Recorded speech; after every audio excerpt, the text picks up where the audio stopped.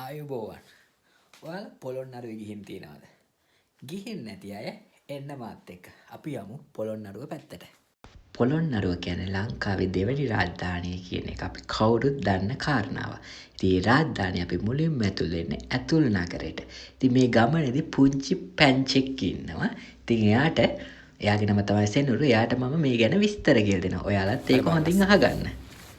ඔයාලට මොකක් කියලාද හිතෙන්නේ මේ තියෙන්නේ? මේක තමයි මේ පරාක්‍රම රජුරුවන්ගේ මාලිගාව. හරිද? ඒකට කියන්නේ සත්මහල් ප්‍රාසාදය කියලා.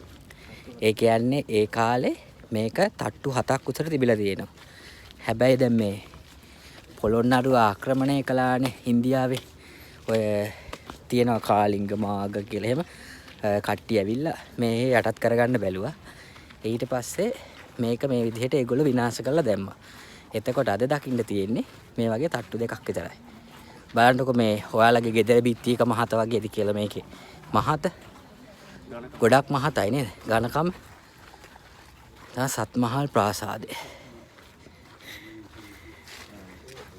ඉතින් මේ පිටරටවල් වල කට්ටිය ඇවිල්ලා මේ අවුරුදු 2000 ගානකට කලින් හදලා තියෙන ඒවා දැකලා පුදුම වෙනවා. මොකද ඒ රටවල් වල එච්චර පරණ දේවල් නැහැ. සමහර රටවල් වල තියෙනවා. අපේ රටේ වගේ නැහැ. ලස්සන බලන්නකෝ. මම හිතන්නේ මේ සිදුරු වලින් ලී දාලා තියෙන්න ඇත්තේ නේද මල්ලි? ඒ කාලේ කොන්ක්‍රීට් අර මෙහෙ අර දැන් වගේ ස්ලැබ් දානව නැහනේ. ඔව් ගල් කණු හරි ලී හරි තමයි දාලා තියෙන්න ඇත්තේ. මොකද්ද මේකේ නම?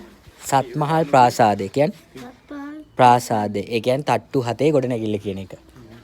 හරිනේ. ඔව්.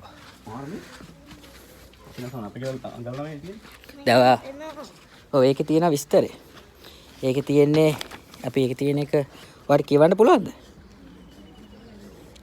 රජමාලිගාව තට්ටු 7ක යුත් වූ හේයින් සත්බුදු පාය ලෙසින්ද සක්‍ර භවන මෙන් යසයිසුරු වලින් පිරී ගිය හේයින් වෛජයන්ත ප්‍රාසාදය ලෙසින්ද හඳුන්වනු ලබයි.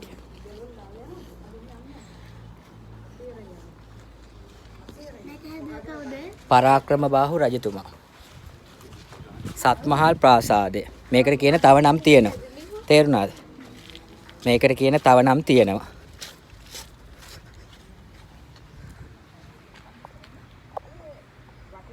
බලන්න මේ පරිසරය කොච්චර ලස්සනද කියලා. ඇත්තටම මේවා දකිද්දි හිතෙනවා ලංකාව කියන්නේ දිව්‍ය ලෝකයක් කියලා. තට්ටු 7ක් කියන්නේ ඒකේ තට්ටු 7න් තට්ටු 3ක් ගඩොල් වලින් තිබිලා තියෙන්නේ. 4ක් ලී වලින්. අර ලෝවා මහා ප්‍රාසාදය වගේ. ඒ ටික තමයි පිච්චිලා තියෙන්නේ. ආක්‍රමණ වලින්. මේ මම හිතන විදිහට මේක පරණ කාලේ ලිඳක්. තේරුණාද? ලිඳක් ඔව් ටැංකියක්. ඒ කියන්නේ වතුර පුරවන්න භාවිතා කරපු එක. මේ කාලේ මරුගේ මේව නේද මොනවද මේ ආකිටෙක්චර් දෙක ඒක වාස්තු විද්‍යාව හොඳ වාස්තු විද්‍යාවක් තිබිලා තියෙනවා. ඒක බලන්න මේ ගම් එක හැඩේ බලන්නකො මේ දැන් කාලේවත් ওই විදිහට ටැංකි හදනවාද හදන්නේ.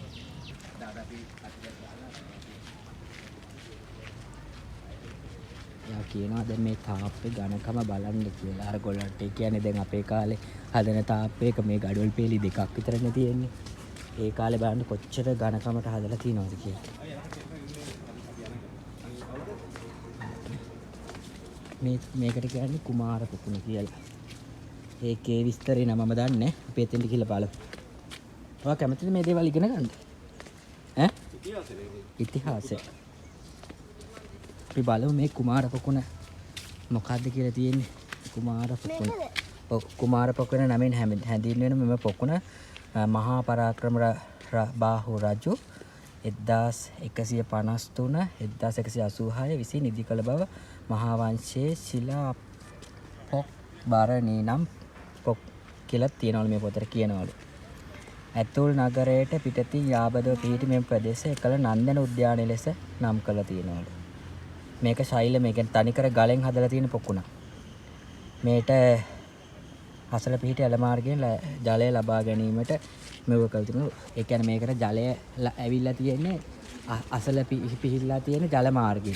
අර වලට පේනව නැත්නේ කටක් වගේ එකක් තියෙන්නේ. ඒක අසින් තමයි වතුර එන්නේ. තේරුණාද? එන්නකො වෙන්න. අර පැත්තට පේනවා. හරිද?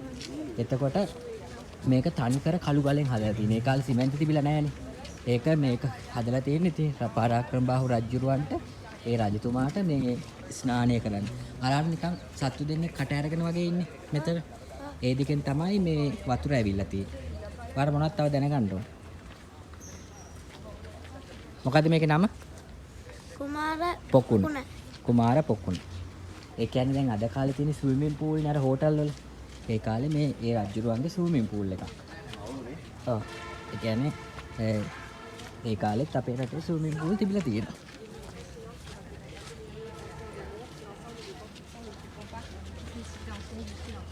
ලස්සනයි නේ.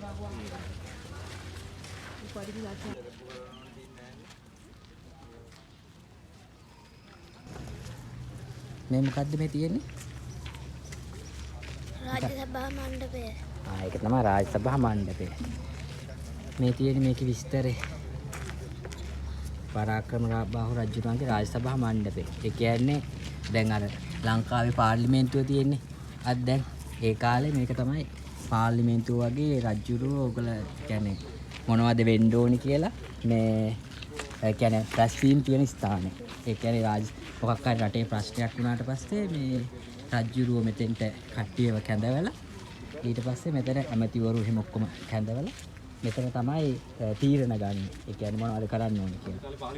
ඔව් අද කාලේ පාර්ලිමේන්තු එක වගේ. ඉතින් මේ කොම කළුගල් වලින් හදලා තියෙන බහන් ලස්සන්ට ඇත්තු ඉන්නවා. මම හිතන්නේ මේ ඇත්තුන් සිංහයෝන්ගේ රූප දාලා තියෙන අර රජුණන්ගේ තේජස ඒක පෙන්වන්න. කියන්නේ ගැඹීරත්වය ඒ වගේ දේවල් මේ ඉතින් මේ හැම දෙයක්ම හදලා තියෙන්නේ කළුගලෙන්. සිංහ කියන්නේ සමහරලාට සිංහය දාලා තියෙන අපි සිංහලනේ. ඒ සිංහල කියන එක පෙන්වන්න වෙන්නේ. ඉතින් අපි දැන් රාජ්‍ය සභා මණ්ඩපේ වටේ ගිහිල්ලා අතුලටත් ගිහිල්ලා බලමු කොහොමද කියලා රාජ්‍ය සභා මණ්ඩපේ.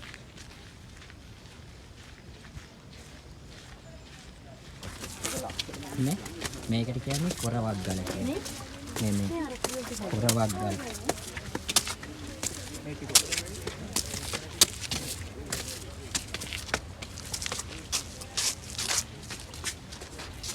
ඒ කියන්නේ ඒ කාලේ මේ පොඩි පිරිසක් තමයි ඉන්න ඇත්තේ. දැන් මේකේ වැඩි පිරිසකට ඉන්න බැහැනේ. පොඩි පිරිසක් තමයි ඉන්න ඇත්තේ. එතකොට මේ රජුරෝ නඩු අහන්න ඇත්තේ මෙතන ඉඳලා. මෙතන තමයි රජුරෝ ඉඳලා තියෙන්නේ. එතකොට මෙතන සිංහාසනය තිබිලා තියෙන්නේ. මෙතන ඉඳලා තමයි රජුරෝ දැන් අර පැත්තෙන් ඇමති මණ්ඩලය ඔහොම ඉඳගෙන ඉඳද්දි රජුරෝ එතන ඉඳලා තමයි ප්‍රශ්න අහන්න ඇත්තේ. මොනවද රටේ තියෙන ප්‍රශ්න? ප්‍රශ්න විසඳලා තියෙන්නේ කාලේ.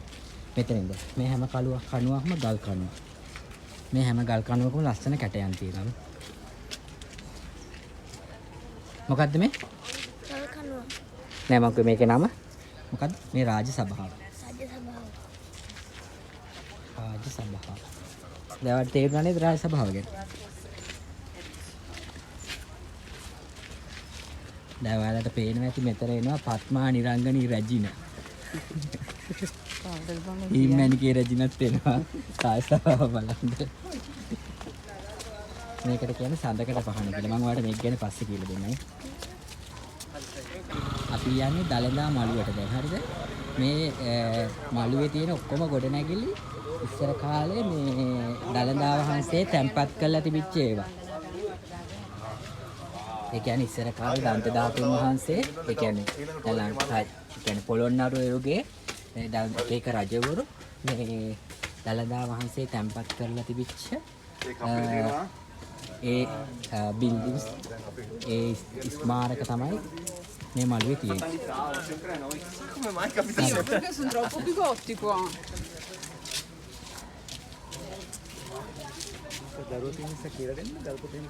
එපා. හරි. එතකොට මේ තියෙන්නේ මේක තමයි වට දාගේ. ඔයාලට මතකද මේ වගේ එකක් අපි ඊ බලන්න ගියා? නෑ. මේ වගේ බිල්ඩින් එකක් අපි ඊ බලන්න ගියා මතක නැද්ද? අද ඊයේ. පොළොන්නරුවේ දක්නට ලැබෙන විශිෂ්ටම නිර්මාණයක් ලෙස වටදාගේ හැඳින්විය හැක. වටදාගේ යන්නේ අර්ථය වටකුරු ධාතු ගර්භය යන්නේ. අපි ඊයේ බැලුවානේ අපි කියන්නේ ඊයේ මේ ගිරිහඬු සෑයට. ගිරිහඬු සෑයේත් වටදාගයක් තිබුණානේ. දැන් පොළොන්නරුවේත් වටදාගයක් තියෙනවා. හැබැයි ගිරිහඬු සෑය වටදාගේ ඇතුලේ ඔක්කොම බුද්ධ ප්‍රතිමා අපිට දක්නට ලැබුණේ නැහැ. මේක නිශ්ශංක මල්ල රජුරුවන්ගේ තමයි හදලා තියෙනවා කියලා තියෙනවා. නිශ්ශංක මල්ල රජුරු. මගේ නම මම හදලා තියෙන්නේ. හරිද? ඔයා ඔව් ගියාත්ම. මේ තියෙන සඳකඩ පහන. මේ සඳකඩ පහනේ අනුරාධපුරයේ ගවයා හිටියා. මේක ගවයා අයින් වෙලා තියෙනවා. මොකද ගවයා යන. තෙරපි දෙක ගලවන්න පොතේ. තෙරපි දෙක ගලවන්න.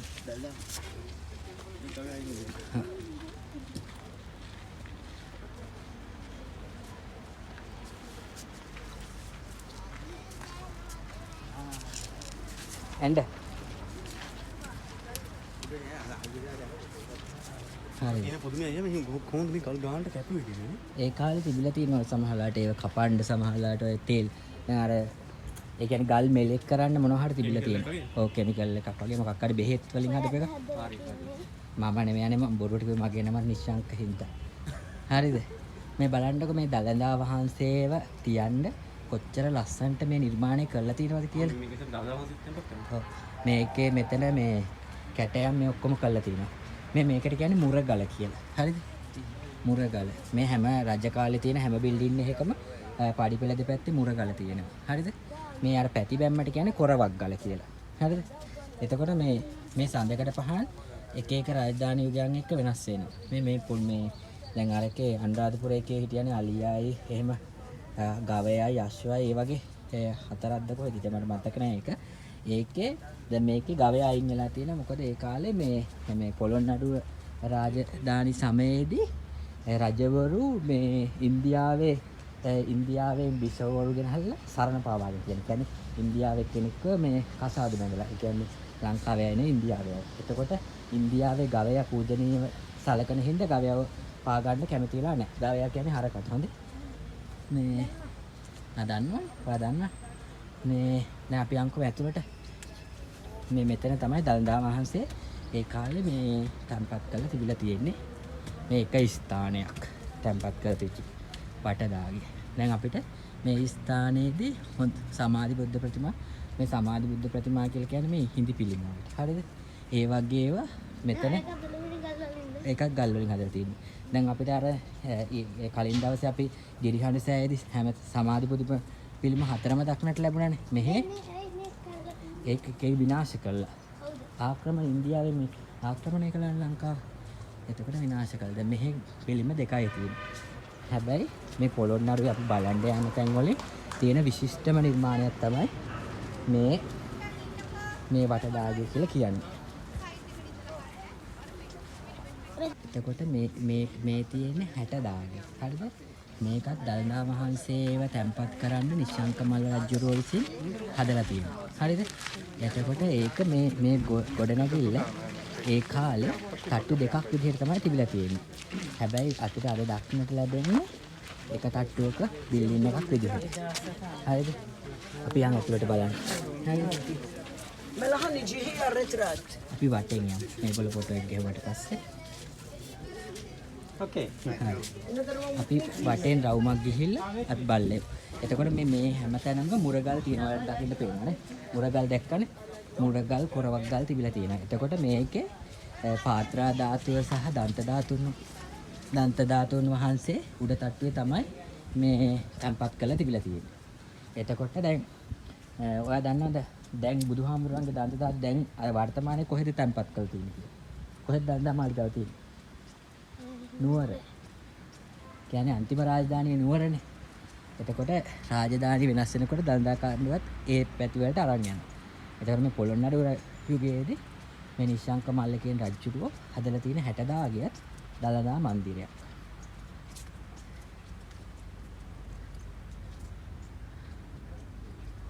අපි 60 දාගේ ඇතුළ බලමුද ගිහිල්ලා? දළදා කියන්නේ මේවා ගොඩක්ම මේ පූජනීය ස්ථාන. මොකද බුදුහාමුදුරන්ගේ දන්ත ධාතු තැන්පත් කරලා තියෙන දළදා මාලිගාව.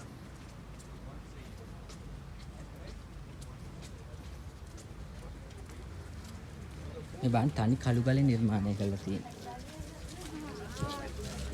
මේකෙත් ගවය නැහැ. ඒ කියන්නේ පොළොන්නරුවේ කියන්නේ පොළොන්නරුවේ ගේවේ ගවය නැහැ. ඒකට හේතුව තමයි දෙමළ කට්ටිය හින්දු කට්ටිය ගවයව වන්දනා කරන හින්දා. කියන්නේ ගවයට වඳිනවා. ඒගොල්ලන්ගේ පූජනීය වස්තුවක් විදිහට තමයි සැලකන්නේ. මේ තියෙන්නේ ඒ කාලේ දළදා වහන්සේ තැන්පත් කළ තිබිච්ච උඩ තට්ටුවට යන හදච්ච පඩිකල. මේ යට තට්ටුවේ තියෙන්නේ බුදු පිළිම. ඒවා නටබිම් තියෙන්නේ. මේ කැල්ල වගේ තියෙන ඒව විනාශ කරලා තියෙනවා. අර හැම එකක්ම වගේ යුද්ධ තිබිලා තියෙනවානේ ඒ කාලේ. ඒ යුද්ධ වලින් විනාශයට ලක් වෙලා. කමල් රජුගේ කාලේ තමයි මේ ඔක්කොම හදලා තියෙන්නේ. මේ ගහලා තියෙනවා. මම දැන් ඔයාලට හැමතැනටම යනකොට එක හැදුවේ කවුරු මොන රජුගේ කාලේද කියලා කියනවා. මේවා හදලා තියෙන්නේ නිශ්ශංක කමල් රජුගේ කාලේ. අපි අර ඈතින් තියෙන දෙක බලන්න කලින් මේ මෙතන තියෙන එක බලමු. ලක්වන ඒක තමයි.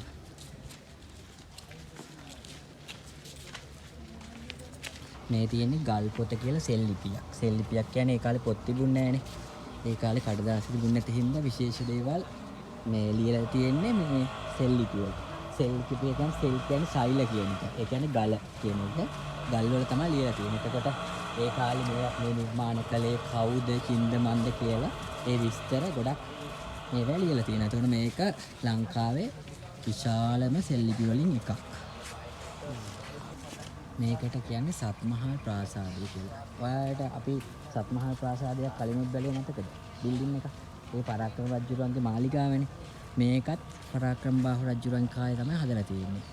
මේක තට්ටු 7කින් යට අර පිරමීඩයක් වගේ වෙන්න උඩට එනකොට හීනියට වෙන්න තමයි හදලා තියෙන්නේ. හරිද? එතකොට මේක සමහරු කියනවා මේක චෛත්‍යයක්ද මොකද්ද හේතුව කියලා. මේක හදපු හේතුවක් එහෙම ලොකුවට දාලා හඳුන්වලා දීලා නැහැලු. එහෙම චෛත්‍යයක් කියලාත් සමහරු කියනවලු. සත්මහල් ප්‍රාසාදය. පැරණි නටබුන් ගොඩාක් තියෙනවා. බලන්න පුළුවන් පරණ පන්සල් වල ඒ වගේ ඔක්කොම ගල් වලින් හදලා තියෙනවා. ඒ කාලේ සිමෙන්ති තිබුණේ නැහැනේ. ගලුයි ගඩොලුයි.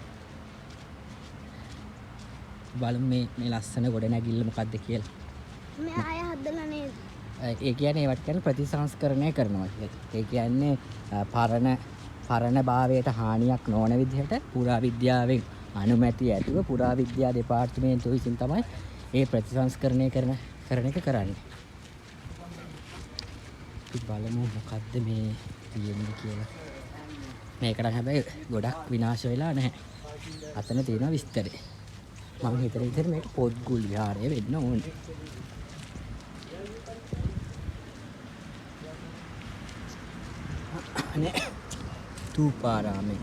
තූපාරාමේ කියන්නේ අනුරාධපුරයේ තූපාරාමේ කියලා චෛත්‍යයක් තියෙනවානේ.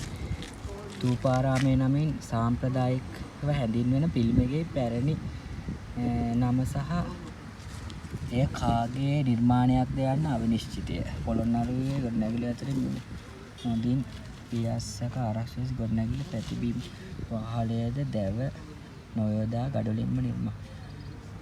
ගෙඩිගේ නමින් හඳුන්වනු ලැබේ. හරිද? මේක තූපාරාම පිළිමකේ. එතකොට අනුරාධපුරයේ තියෙන තූපාරාමයේ කියලා චෛත්‍යයක්. හැබැයි මේ තූපාරාමයේ කියන්නේ පිළිමකයක්. මේක කවුද කලේ කියලා නිශ්චිතව සඳහන් කරලා නැහැලු. එතකොට මේකේ ගොඩනැගිල්ල උන් බලා ගන්න අර වහලේ තියෙනවානේ. වහලෙත් ඔක්කොම හදලා තියෙන්නේ අපි කලින් ගියේ ලීනේ හදලා තිබුණේ. මේකේ වහලෙත් ඔක්කොමත් එක්ක හදලා තියෙන්නේ ගඩොලේ. ඉතින් මේක ගොඩක් වෙලාවට ආරක්ෂා වෙලා තිබිලා තියෙනවා යුද්ධ කාලෙදී. නැත්නම් මේවා විනාශ කරනවානේ. මේ ඇතුළෙත් ගල් පිල්ල තියෙනවා බලා ගන්න පුළුවන්. බලන්න තනිකර ගඩොලේ නිර්මාණය කරලා තියෙන මේ කාලේ ස්ලැබ් එකක් වගේ. ගඩොල් ස්ලැබ් එකක් දාලා තියෙන මේ කාලේ. බලන්න කොච්චර හොඳ තාක්ෂණයක් තිබිලා තියෙනවද කියලා ඒ කාලේ.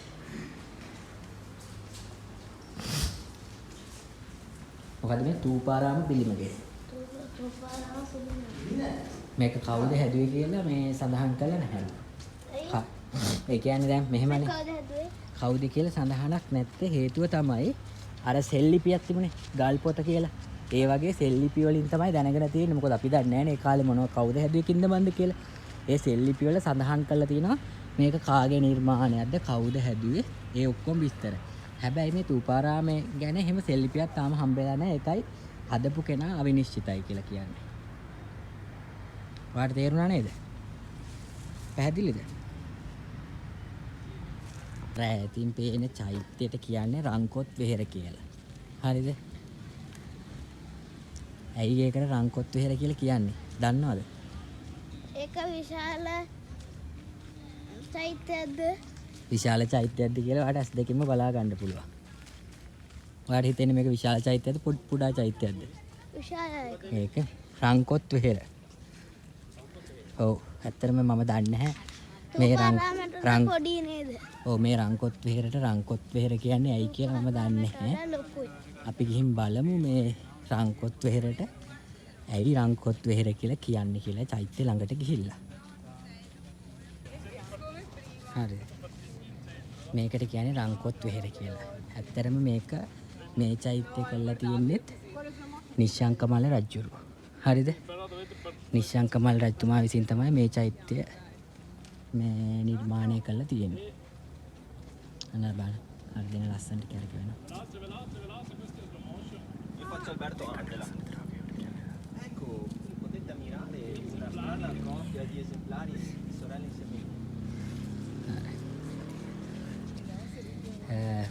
මේ පාපහන් ඉස්වැසුම් ගලවලා යන්න කියලා තියෙන්නේ. Dopo puoi accorciare la parte qui. Sì, ne mettiamo. රංකොත් විහෙර වටේට යන රවුමක්. මේ රංකොත් විහෙරෙත් රුවන්වැලි අනුරාධපුරයේ තියෙන රුවන්වැලි සෑය වගේම වාහල් කඩවල් 4ක් තියෙනවා. මේවට කියන්නේ වාහල් කඩවල් කියලා. මේක ලොකුයිනේ. ගොඩක් ලොකුයි. රුවන්වැලි සෑය වගේම එච්චරම නැතත් ඒ හා සමාන ලොකු චෛත්‍යයක්. මේ පිළිමයක්. මේ පිළිම නම් මේ පරණේ වනේ මේ. අලුත් විනාශ කළා නැහැ මේ පරණ පිළිම. ඇතුලේ පොල් තෙල් ගඳ. මේ තනිකර ගල් පතුරු තමයි අල්ලලා තියෙන වටේටම.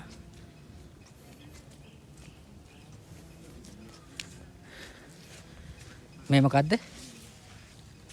චෛත්‍ය නම් මේකට රන්කොත් වෙහෙර කියන්නේ මොකද කියලා සඳහන් වෙලා නැහැ. හැබැයි අපිට මේ රන්කොත් වෙහෙර කියන එකේ නම ඇතුළෙම රන්කොත් වෙහෙර කියන්නේ මොකද්ද කියලා හිතා ගන්න පුළුවන්.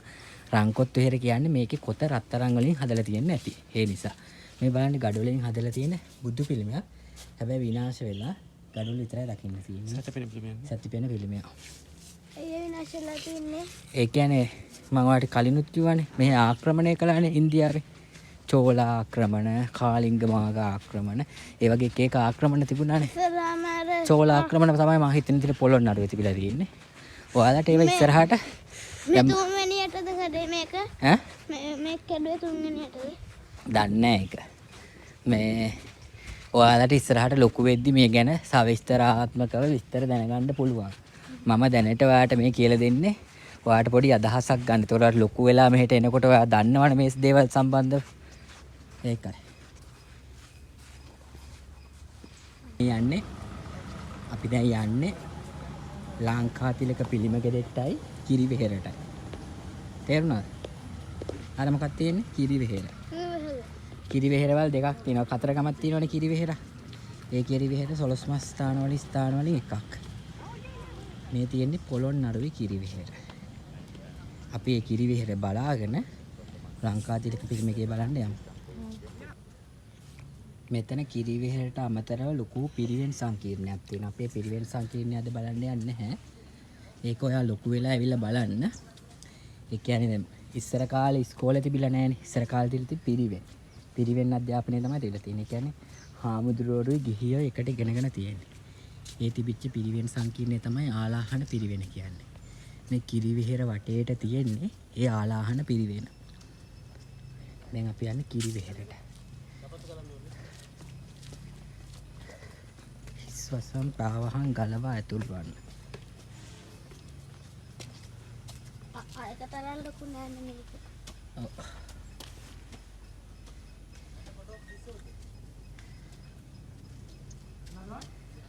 ඒකට කිරිවෙහෙරේ ලස්සන බුදු චූටි බුදු පිළිම ගෙවල් සහ වාහල් කඩවල් තියෙනවා.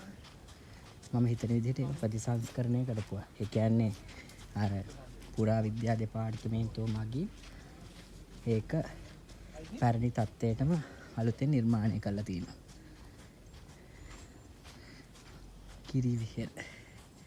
කිරිවිහෙර කිරි පාටයි. බලන්න මේ චූටි බුදු පිළිමයක් ගස්සට ගිහිල්ලා. කි බුදු පිළිමයක් නෑ.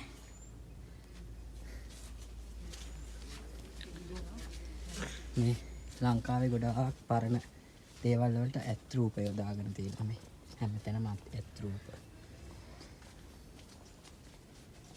ඉස්සරග.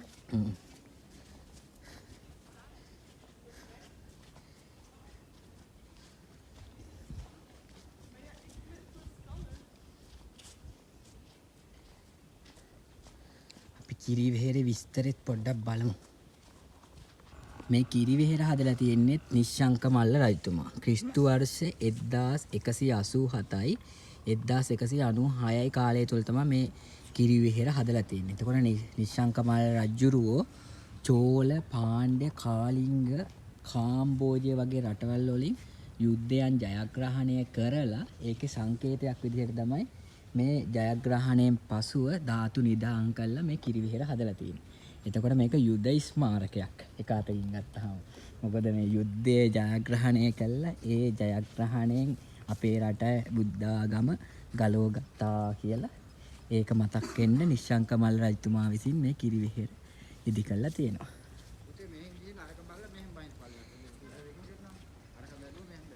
මේ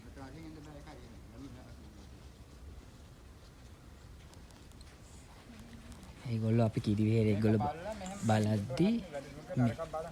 බලද්දි මේ අපි ඊට පස්සේ ලංකාතිලක පිළිමකේ බලන්න යන්න කැමැතිම සහ බලන්න මාස තවත් තැනක් තමයි මේ තියෙන්නේ. ඒ තමයි ලංකාතිලක පිළිමකේ. බලන්නකො මේ ලංකාතිලක පිළිමකේ බිත්තිවල තියෙන ලස්සන කැටයම් කළා. හරියට නිකන් ඒක අර රජ මාලිගාවල් විදිහට පේන විදිහට ඒ ගඩොලින් ලස්සන්ට කැටයම් කරලා තමයි හදලා තියෙන්නේ. එතකොට මේ ලංකාතිලක පිළිමගේ ළඟත් අපිට කොරවක් ගල් එතකොට ඊට අමතරව අපිට මුරගල් වගේ දේවල් දකින්න පුළුවන්. ලංකාතිලක පිළිමගේ ඉස්සරහත් තව පිළිමගේක නටබුන් අපිට දකින්න පුළුවන්. ඊට අමතරව අපි බලමු ලංකාතිලක පිළිමගේ විස්තරය මුරගලේ. මේක හදලා තියෙන 4 වෙනි විජේබාහු රජුව. පරාක්‍රමබාහු රජු විසින් ඉදි කරන ලද ලංකාතිලක විහාරය අවුරුදු 100කට පසු 4 වෙනි විජේබාහු රජුරෝ විසින් ප්‍රතිසංස්කරණය කළා තියෙනවා. මේ කාන්තාව නිකන් නෙළුම් මල පොඩ මුරගල් ඒ ඔක්කොම විස්තරය ඒත් එක්කම මේ ලංකාතිලක පිළිමගේ මේ තියෙනවා බුදු පිළිමයක නටබුන් ඉතුරු වෙලා තියෙනවා. එතකොට මේ බුදු පිළිමයක නටබුන් තමයි ඉතුරු වෙලා තියෙන්නේ. එතකොට ඔයාලට මෙතනින් බලා ගන්න පුළුවන් මේ ලංකාතිලක පිළිමේ තියෙනවා එන පටු පඩිපෙලක්. තේරුණාද? ලොකුවට පඩිපෙල හදලා නැත්තේ මේ බුදු පිළිමයට පිටුපාන්න නැතුව පැත්තට ගිහිල්ලා බුදු පිළිමේ එක කොටස් වන්දනා කරන තමයි මේ පැත්තට ගිහිල්ලා වන්දනා කරන තමයි මේ පොඩියට හදලා තියෙන්නේ පඩි. තේරුණාද? බුදු පිළිමයට පිටුපාන්න නැතුව යන්න. මේ මෙතරක් තියෙනවා පරණ නටඹු. මේක හරි විශාල බුදු පිළිමයක්. ඒ බුදු පිළිමය හදලා තියෙන්නේ නෙළුම් මලක් උඩ. හැබැයි අද බුදු පිළිමේ සිරස දකින්න හම්බෙන්නේ නැහැ. ඒ තරම් තාක්ෂණයක් අවුරුදු 2000 ගානකට කලින් ලංකාවේ තිබිලා තියෙනවා. ඒකනේ මේවා පුදුම වෙලා සුද්ධු ඇවිල්ලා බලන්නේ. තේරුණාද? මේ නාරි පිළිමයක් කියලා අර කිව්වා. ඒක තමයි ලංකාතිලක පිළිමගේ. අපි ලංකාතිලක පිළිමගේ කොහොමද පේන්නේ කියලා අපි පොඩ්ඩක් පිටිපස්සට ගිහිල්ලා බලමු. අර පැත්තෙන් තියෙන රහතුන් වහන්සේ නමක්ගේ සොහොන් කොටක්. රහතුන් වහන්සේ කෙනෙක් ආදාහනය කළා එතන සොහොන් කොටක් හදලා තියෙනවා. ඔන්න ලංකාතිලක පිළිමගේ අපිට පේන විදිහට මෙතන බලා ගන්න පුළුවන් හරිය ලස්සනට. ඉතින් මේ වීඩියෝ එක දිග වැඩි හින්දා මම හිතුවා ඉතුරු කොටස දෙවැනි වීඩියෝ එකකින් අරගෙන එන්න. ඉතින් දෙවැනි වීඩියෝ එකෙන් අපි ගල් විහාරය බලන්න යමු.